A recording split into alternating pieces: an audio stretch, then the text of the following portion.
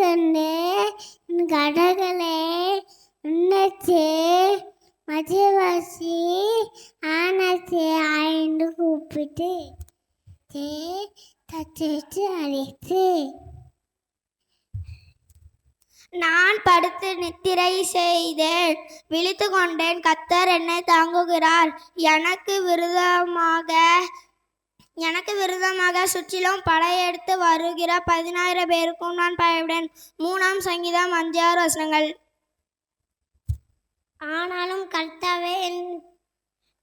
கர்த்தாவே நீர் என் கேடமும் என் மகிமையும் என் தயை உயர்த்துகிறவருமாய் இருக்கிறீர். நான் கர்த்தரை நோக்கி சத்தம் விட்டு கூப்பிட்டேன்.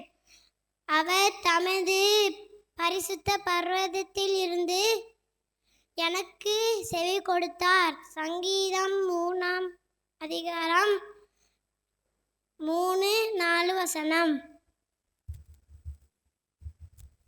என் மகனே, நீ உன் செவியை ஞானத்திற்கு சாய்த்து உன் இருதயத்தை புத்திக்கு அமைய பண்ணும் பொருட்டு நீ என் வார்த்தைகளை ஏற்றுக்கொண்டு என் கட்டளைகளை உன்னிடத்தில் பத்திரப்படுத்தி ஞானத்தை வாய் என்று கூப்பிட்டு புத்தியை சத்தமிட்டு அழைத்து.